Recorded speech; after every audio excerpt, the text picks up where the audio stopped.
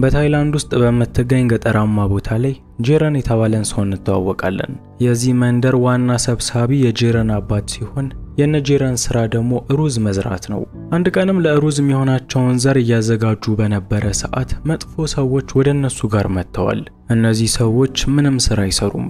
ከነሱ በተቃራኒ ደግሞ በትንንሽ ቦታ ላይ የሚሰሩ ሰዎችን እየዞሩ ያላቸውን ሩዝ ገንዘባቸውን ይወስዱባቸዋል። በአሁኑ ሰዓትም የነጄረን መንደር አለን የሚለንን ሊዘርፋቸው የመጡ ሲሆን ጄረን ደግሞ ይሄ በፍጹም እንደማይሆን ተናግሯል። የመንደሩን ሰዎችን በማነሳሳት ከነዚህ ሌቦች ጋር ሊፋለም ነበር። የሆነ እንጂ መጀመሪያ ላይ ለመፋለም ወሰኑ የነበሩት የመንደሩ ሰዎች ፈርተዋቸው ወደ ኋላ ተመልሰዋል። በአሁኑ ሰዓትም ጄረን ከቡድኑ መሪ ጋር ለብቻው ተጋፍጧል። ታይገር የተባለው የነዚህ ቡድን መሪ መሳሪያ ያዘ ሲሆን ጄረን ደግሞ በእጁ ላይ ማጭድ ብቻ ይገኛል። ከታይገር በተሻለ ሁኔታ ግን ጄረን ማጭዱን በመጠቀም ብቻ ሰውየውን አስጨንቆታል። ታይገርም ነገሮች ከቁጥጥሩ ውጪ በሚሆኑ ሰዓት ኬሎግ ለተባለው ለሱ ባልደረባም እንዲተኩስ ነግሮታል። በተመሳሳይ ሰዓት ፈርተው ወደ መንደራቸው የተመለሱት ሰዎች መሳሪያቸውን ይዘው ወደ እነዚህ ሰዎች ጋር መጥተዋል። ኬሎግም በታይገር በተደጋጋሚ እንዲተኩስ እየተነገረው ስለነበር የዛኑ ሰዓት መሳሪያውን ተኩሶታል። በጊዜው ጄረን መሬት ላይ ወድቆ ነበር። ይሁን እንጂ እሱ በድንጋጤ መሬት ላይ ቢወድቅም ጥይቱ ግን የመታው ታይገርን ነው። ይሄ የዘረፋ ሙከራ በጄረን ላይ መጠነኛ ጉዳት አድርሶበት የታይገርን ሕይወት ነጥቆት አልፏል። በእርግጠኝነት አረመኔ የሆነው የታይገር ወንድም ለበቀል መምጣቱ ስለማይቀር የመንደሩ ሰዎችም ይሄንን ቦታ ለቆ ለመሄድ እየተማከሩ ይገኛል። ይሄንን መንደር ለቆ ስለመሄድ ሐሳብ ያቀረበው የጄረን አባት ነው። እኛ መሳሪያ የለን ነገር ከነሱ ጋር መፋለም አንችልም። አዲስ ቦታ ላይ ሄደን መስፈር እንችላለን። ህይወታችንን ከምናጣ የተሻለው መፍትሄ እሱ ነው በማለት ለመንደሩ ሰዎች ነግሯቸዋል። ይህንን የሰማ ሚክ የተባለ በዚሁ መንደር የሚኖር አንድ ባለሀብት ልጅ መጥቷል። ልጁ በእጁ ላይ ብዙ ገንዘብ ስለሚገኝ ሽጉጥ እንዲገዙ ገንዘብ ሊሰጣቸው ቃል ገብቷል። ይሁን እንጂ ገንዘቡን የሚያገኙት የጄረን ታናሽ እህትን ሶዊን የሚድሩለት ከሆነ ነው። እኔ ገንዘቡን እሰጣችኋለሁኝ፣ መሳሪያ ገዝታችሁ መንደራችንን እንታደጋለን። ከጦርነቱ በኋላ ግን በእርግጠኝነት ሶዊን እንደማገባት ልታረጋግጡልኝ ይገባል በማለት ድርድር አቅርቦላቸዋል። ይሄንን ድርድር የሰማ ሌላ ቶንግ የሚባል የዚሁ መንደር ነዋሪም ወደዚሁ መጥቷል። ቶንግ እስከዛሬ ድረስ ምንም እንኳን ለሶዊ ፍቅሩን ባይገልጽላትም በጣም ይወዳታል። እጃችን ላይ በሚገኘው መሳሪያ እንፋለማለን እንጂ ፍቅሬን ለገንዘብ ስል አሳልፌ አልሰጥም በማለት ሐሳቡን እንደማይደግፍ ተናግሯል። በቡድን የተከፋፈሉትን የመንደሪቷን ሰዎች ክርክር የሰማ ናክ የተባለ ልጅም ወደ እነሱ ጋር መጥቷል። ናክ በእጁ ላይ የምትገኘው አንድ መሳሪያ ብቻ ነች። ይህንን መሳሪያ ደግሞ የሰጠው የቤተ መቅደሱ መነቁሴ ስለሆነ ወደ መነቁሴው ጋር በመሄድ ሌላ መሳሪያዎችን እንጠይቀው የሚል ሐሳብ አምጥቷል። ትዕይንቱ ሲቀየር የመንደሪቷ ሰዎች በቁጥር አናሳ ሆነው ወደ መነቁሴው ጋር ሄደዋል። ምንም እንኳን መነቁሴው በቀድሞ ህይወቱ ወታደር የነበረ ቢሆንም የነበረችው ግን አንድ መሳሪያ ነች።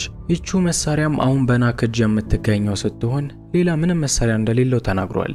ይሁን እንጂ በውትድርና ጊዜ ከኔ ጋር የነበረ ዮንግ የተባለ ጓደኛዬ ብዙ መሳሪያ በእጁ ላይ ይገኛል። በላይኛው መንደር በመሄድ ዮንግን አናግራችሁት ብዙ መሳሪያ በእጁም ሊሰራላችሁ ይችላል በማለት መፍትሄ የሚሆነውን ሐሳብ ነግሯቸዋል። ወደ ላይኛው መንደር መሄድ ልክ እንደዚህ እንደሚታሰበው ቀላል አይደለም። በመንገዱ ላይ የሚያጋጥማቸው ብዙ ፈተናዎች ቢኖሩም እነ ጄረን ግን እዛው ድረስ ለመሄድ ወስነዋል። ትዕይንቱ ሲቀየር ጄረን፣ ቶንግና ናክ አንድ ላይ ጉዟቸውን ጀምረዋል። እነዚህ ሰዎች ከመንደሩ ከመውጣታቸው በፊት ብዙ መሳሪያዎችን ከዮንግ ተቀብለው እንደሚመጡ ለሁሉም ሰው ቃል ገብተዋል። ይሁን እንጂ ጉዞው እንዳሰቡት ቀላል ሊሆንላቸው አልቻለም። ብዙ መርዛማ እባቦች ጉዟቸውን ከባድ አድርገውባቸው የነበረ ሲሆን ከዛ በላይ ደግሞ በእጃቸው ላይ ካርታ ለመኖሩ በቀላሉ እንዳይደርሱ አድርጓቸዋል። ያላቸው አማራጭም በየመንገዱ የሚያገኙትን ሰዎች አቅጣጫ መጠየቅ ነበር። አንድ የተረገመ ልጅንም መንገድ በሚጠይቁት ሰዓት ልጁ አውቆ ወደማይሆን መንገድ ይመራቸዋል። ልጁ በጠቆማቸው መንገድ ላይ ቻን በሚባለው ሰው የሚመሩ አደገኛ ጎሳዎች ይገኛሉ። የቻን ጎሳዎች ለሰው ምንም እምነት የላቸውም። እነ ጄረንም እኛን ሊያጠቁን የመጡት ሊዘርፉን የመጡት ብለው ስላሰቡ ሁሉንም ይዘዋቸው ሲደበድቧቸው ነበር። እነ ጄረንም በነቻን እየተደበደቡ በነበረ ሰዓት የቤኒያን ሰይጣን እንደተነሳባት ዜና ይደርሳቸዋል። ቤኒያን ማለት የቻን ብቸኛ ልጅ ነች። ከየት እንደመጣ ባይታወቅም መንፈስ ይዟት እየተሰቃየች የሚገኝ ሲሆን የመንደሩንም ሰው ስትጠፈጥፍ ከርማለች። ጄረን ደግሞ ከነዚህ ሰዎች ለማምለጫ መንገድ ስለሚፈልግ መናፍስትን ከሰው ልጆች ላይ እንደሚያስለቅቅ ለቻን ነግሮታል። በዚህም መሰረት ቻን ቤኒያን ጋር ያመጣው ሲሆን ሴትዮዋን በሚመለከታት ሰዓት ግን ምን እንኳን እንደሚላት ሊመጣለት አልቻለም። አንዴ መንፈስ አስለቀቃለሁኝ ብሎ ወደ ውስጥ ስለገባ ዝም ብሎ የህፃናት መዝሙር ሲዘምርላት ነበር። በሚገርም ሁኔታ ግን መንፈሱ የህፃናቱን መዝሙር ወዶታል። እድልም ለነጄረን ቀንታቸው ወዲያውኑ ሴትዮዋን ዝም ያስባሏት ሲሆን ለመሄድም ፍቃድ ጠይቀዋል። ይሁን እንጂ ገና የነጄረንን እግር መነሳት ጠብቆ የቤኒያን መንፈስ ድጋሚ ተነስቶባታል። በአሁኑም ሲመጣ በከባዱ ስለሆነ ሁሉም ሰዎች ወጥተው በሩን ዘግተውባቸዋል። ጄረን፣ ቶንግ እና ናክም ሰዎቹ በሩ እንዲከፍቱላቸው ቢለምኑም ማንም ሰው በሩ ሊከፍትላቸው አልቻለም። ያላቸው አማራጭም ከዚህ መንፈስ ጋር ፊት ለፊት መፋጠጥ ነው። በጊዜው ደግሞ ቀበጥባጣው የቤኒያን መንፈስ በጄረን ፊት ላይ እግሬን ካላከኩ ብሎ ሲያስቸግራቸው ነበር። ጄረንም መንፈሱን ሲያስታመሙት ከቆዩ በኋላ የሚያመልጡበትን መንገድ እንዳገኙ ወዲያውኑ ከቤት ውስጥ ዘለው ወጥተዋል። እነሱ አላወቁትም እንጂ መንፈሱ ከነሱ ጋር ተጣብቋል። የትም ቢሄዱ እሱ ፈልጎ እስካለቀቃቸው ድረስ በቤኒያን አካል ተመስሎ እነሱ ላይ ተጣብቆባቸው ነው ያለው። ጄረንም በነገሩ ተደናግጠው እየሮጡ ወደ ፀሐይ ላይ በሚወጡ ሰዓት ፀሐዩ የቤኒያንን መንፈስ ማረጋጋት ጀምሯል። ከዚህም የተገነዘቡት መንፈሱ ፀሐይ እንደማይወድ ነው። አሁንም ቢሆን ግን ከነቻን ለማምለጥ መንፈስ እንደሚያስለቀቅ ሰው ማስመሰል ስላለባቸው ጄረን ሁሉንም ነገር አውቆ እንዳደረገ ማስመሰል ጀምሯል። ለነቻንም መንፈሱ ለመልቀቅ ጥሩ መጠጥና ምግብ ይፈልጋል። ለማታ እንድታዘጋጁ በማለት ቆንጆ የሆነ ምግብ እንዲሰሩ አድርጓቸዋል። ከዛም መንፈሱ ከሷ ላይ ወጥቶ እናንተ ውስጥ እንዳይገባ ከቤታችሁ እንዳትወጡ በማለት ሁሉንም በራቸውን ዘግተው እንዲቀመጡ አድርጓቸዋል። አሁን ላይ ጄረን የመንደሩን ሰዎች በራቸውን ዘግተው እንዲቀመጡ ካደረጉ በኋላ ያሰሩትን ምግብና መጠጥ ዘና ብለው እየበሉ ይገኛል። ጄረንም ከበላ ከጠጣ በኋላ የተፈጥሮ ጥሪ የሆነበትና ወደ ሽንት ቤት መሄድ ይፈልጋል። ወደ ሽንት ቤትም እየሄደ በነበረ ሰዓት የቤኒያን ጭንቅላት ከሱ አንገት ላይ እንደሌለ ተመልክቷል። ቀጥሎም አንዳች ነገር ከኋላው እየተከተለው እንዳለ ይሰማውና ወደ ግራው ወደ ቀኝ እየዞረ ይመለከታል። ይሁን እንጂ ከጀርባው የሆነ ነገር እንዳለ ቢሰማውም ነገርየውን ግን መያዝ አልቻለም። ጄረንም ይሄ የአእምሮ የፈጠረው ቅዠት ነው በማለት ወደ ሽንት ቤቱ ገብቷል። ጄረን ከሽንት ቤት ሲመለስ ሶስቱም አንድ ላይ ሆነው የቤኒያንን አካል እየተመለከቱት ነበር። ጄረን ልክ ቅዠት መስሎ እንደታየው የቤኒያን ጭንቅላት ከአካሏ ላይ ተነጥሎ ወጥቷል። ይህንንም ያደረገው መንፈሱ ሲሆን አንገቷና ሆድ ዕቃዋን ለብቻው ያንቀሳቀሰው እነሱ ጋር መጥቷል። ጄረንም ይሄንን በተመለከቱ ሰዓት እግሬ አውጭኝ በማለት አንድ ቤት ውስጥ ገብተው የቤቱን በር ባገኙት ነገር ዘግተውታል። ይሄ ግን መንፈሱን ወደ ቤት ከመግባት አላገደውም። በቤት ውስጥ ቀድሟቸው ገብቶ እየጠበቀ የነበረ ሲሆን ጄረን ሲቀር ሁለቱ ጓደኞቹ ደግሞ ከቤት ውስጥ አምልጠዋል። ምንም አማራጭ የሌለው ጄረን ደግሞ ከቤኒያን መንፈስ ጋር ፊት ለፊት ተጋፍጧል። ከዛም መንፈሱ አንጠልጥሎት የነበረውን የቤኒያንን ሆድ ዕቃ በመንከስ መንፈሱ እንዲታመም አድርጎታል። የሱ እቅድም መንፈሱን እንደዚህ አድርጎ ካሳመመው በኋላ ከቤት ውስጥ ለማምለጥ ነበር። ይሁን እንጂ እቅዱ ሳይሰራለት ቀርቶ እዛው በመንፈሱ ተይዞ አድሯል። ይህ በእንዲህ እንዳለ ታይፓም የተባለውን ሰው እንተዋወቃለን። ታይፓም የሞተው የታይገር ታላቅ ወንድም ሲሆን በወንድሙ ሞት ምክንያትም የሱን ሰዎች እየገደላቸው ይገኛል። የወንድሙን ሞትም ለመበቀል ጄረን መንደር ተሰብስበው ሄደዋል። በሌላ በኩል ለጦርነት ያልተዘጋጁት የመንደሯ ሰዎች ደግሞ በቻሉት አቅም ራሳቸውን ለመከላከል እየሞከሩ ነበር። በምላሹ የታይፓም ሰዎች ደግሞ እነሱ ላይ ተደጋጋሚ ፈንጂዎችን ጥለውባቸዋል። ወደ መንደሪቱ ከተወረወሩት ፈንጂዎች መካከልም አብዛኛዎቹን መነቁሴው መልሶ ወደ ታይፓም ላይ ወርውሯቸው ነበር። ታይፓምና ሰዎቹም በመንደሪቷ ውስጥ ኃይለኛ መነቁሴ መኖሩን ካረጋገጡ በኋላ በተሻለ ፕላን እንመለሳለን በማለት ቦታውን ለቀው ሄደዋል። ወደ ጄረን ጋር ስንመለስ በተሳካ ሁኔታ የቤኒያንን መንደር ለቀው ወጥተዋል። አሁንም ቢሆን አላማቸው ቶንግ የተባለውን የመነቁሴ ጓደኛ በማግኘት ብዙ መሳሪያዎችን ገዝተው ወደ መንደራቸው መመለስ ነው።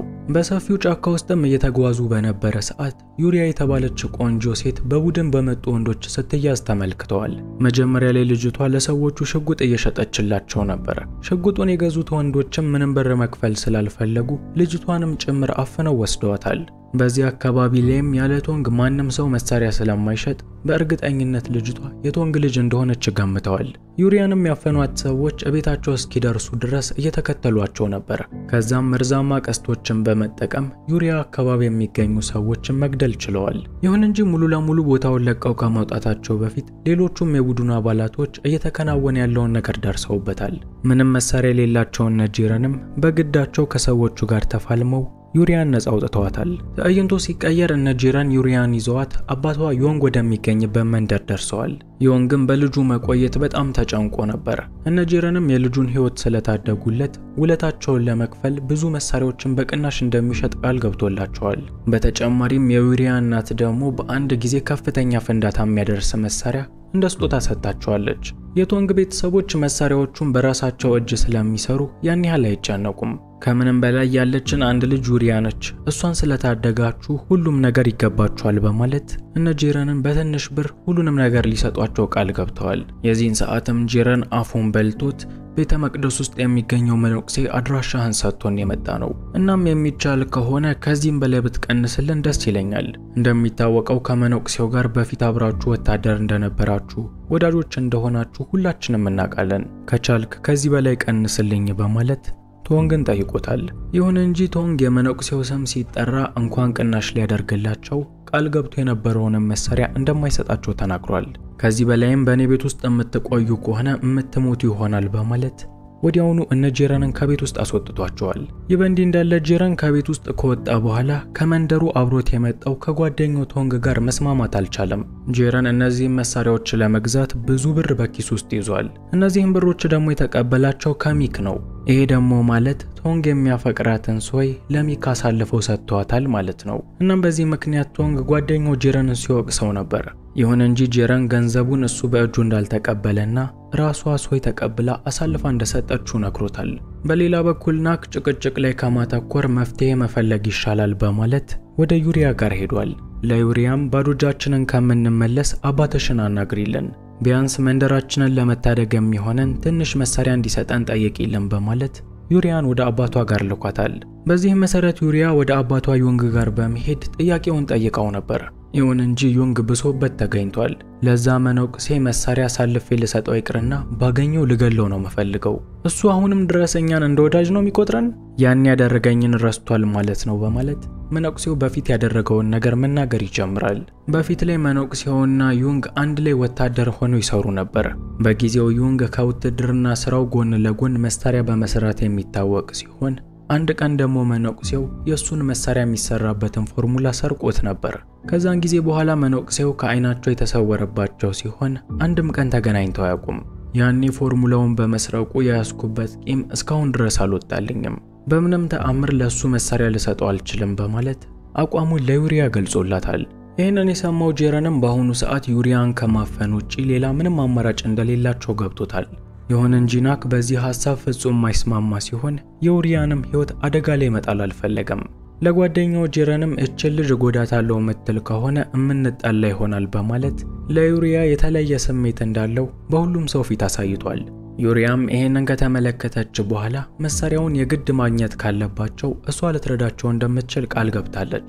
ዩሪያ ከአባቷ በተማረችው መሰረት መሳሪያዎችን ልክ እንደ አባቷና እንደ እናቷ መስራት ትችላለች። እነዚህም መሳሪያዎች ለመስራት የሚጎላት ነገር ፎርሙላ ብቻ ነው።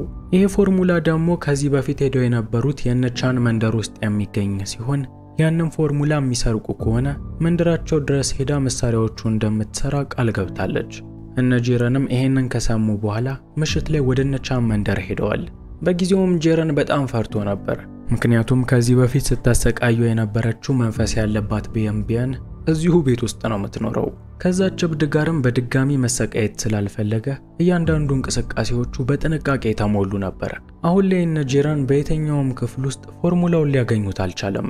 ጂረን ደግሞ መንፈስ ያለባት ቢያን ወደሱ ጋር በምትመጣ ሰዓት ራሷን አስቷት ነበር። በልጅቷ ጀርባ ላይ ደግሞ በንቅሳት መልክ ሚስጥራዊ ጽሑፎች ተቀምጠዋል። ምናልባትም እነዚህ ጽሑፎች ፎርሙላው ሊሆን ይችላል በማለት ቤንያንን ወደ መንደራቸው ይዘዋት ተመልሰዋል። በሌላ በኩል የጂረን መንደር ሰዎች ልጆቹ ባዶ እጃቸውን በመምጣታቸው ደስተኛ አይደሉም። ለነ ጂረንም ለምን ባዶ እጃቸውን እንደመጡ በሚጠይቋቸው ሰዓት እነ ጂረን በዛ የተፈጠረውን ሁሉንም ነግሯቸዋል። በዚህ ሰዓትም መፍትሄ ሊሆናቸው የሚችለው በቤንያን ጀርባ ላይ የሚገኘው ጽሑፍ ስለሆነ መነኩሴው ይህንን ጽሑፍ እንዲመረምረው ነግረውታል። መነኩሴውም በተባለው መሰረት የቤንያን ጀርባ ላይ የሚገኘውን ጽሑፍ በሚፈትሽ ሰዓት የሚያስደነግጥ ነገር ተመልክቷል። የሚያስደነግጠውን ነገር የተመለከተው ከጽሑፎቹ መካከል አይደለም። በመንፈስ ቁጥጥር ውስጥ የምትገኘው ቤኒያን አንገቷን 360 ዲግሪ በማዞር የመነኩሴውን ቀልብ ገፋዋለች። በዚህ ሁኔታም ጽሑፉን ማንበብ አልችልም በማለት መነኩሴው ቤቱን ለቆ ወጥቷል። ጄረን ደግሞ ከቤኒያን መንፈስ ጋር በትንሹም ቢሆን ስለሚግባባ ቁጭ ብሎ ጀርባዋ ላይ የሚገኘውን ጽሑፍ በወረቀት ገልብጦታል። የበንዲ እንዳለ ቶንግ በድካም ውስጥ ሆኖ እንቅልፉን ተኝቶ ነበር። ናከም ከተኛበት ቀስቅሶት የሴትን ልጅ ልብ እንዴት በቀላሉ መውሰድ እንደሚቻል ማብራራት ይጀምራል። ሁሉም ሰው እሷን ሊጎዳት እየሞከረ አንተ ብቻ ከሷ ጎን የምትሆን ከሆነ በእርግጠኝነት ትወዳለች። ከሷ በላይ ለአንተ የሚያስፈልግህን ነገርም አሳልፈ መስጠት ከሆነ እንደዛው ትወዳለች። የሴትን ልጅ ልብ መሸወድ በጣም ቀላል ነው እያለ በሚያወራ ሰዓት ዩሪያ ሁሉንም ሰምተዋለች። ከዚህ በፊትም ጄረን እሷን አግታት ባለ ሰዓት ለምን ሲቃወም እንደነበረም ገብቷታል። የበንዲ እንዳለ የታይፓም ሰዎች በድጋሚ ራሳቸውን ካዋቀሩ በኋላ ተመልሰው መጥተዋል። በአሁኑ ብዙ ፈንጂ እጃቸው ላይ የሚገኝ ሲሆን የነጄረን መንደርንም ወደ እሳት ቀይረውታል። በዚህ ሁሉ ድብልቅልቅ ውስጥም ናክ ዩሪያን ለማሳመን እየጣረ ነው። ለቶንግ ሰነግሮ የነበረ ዝም ብሎ ወሬ ብቻ ነው። እኔ ላንቺ ያለኝ ፍቅር እውነተኛ ነው፣ ምንም ነገር ቢሆን ላንቺ ማድረግ እችላለሁኝ እያለ የተወረወሩ ቀስቶችንም ራሱን መስዋዕት በማድረግ ሲከላከልላት አሳይቷታል።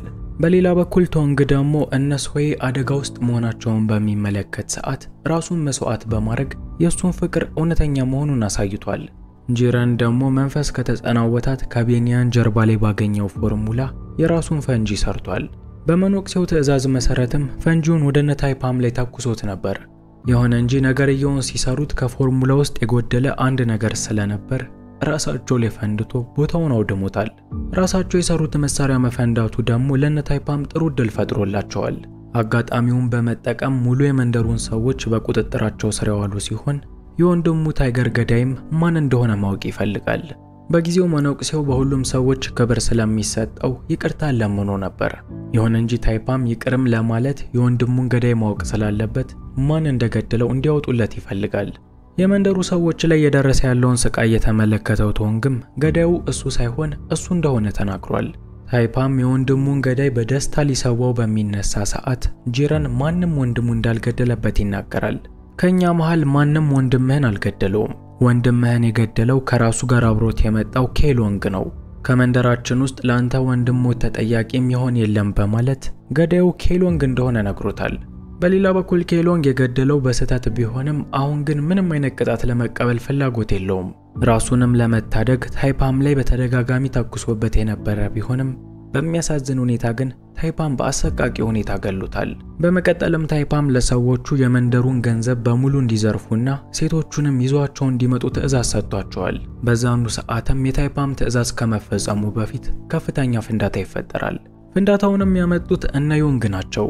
ዮንግ ምንም እንኳን ለዛ መነኩሴ ከፍተኛ ቂምና ጥላቻ ቢኖረውም የገዛ ልጁ ግን እነሱ መሃል ስለምትገኝ እነሱን ለመታደግ መጥቷል።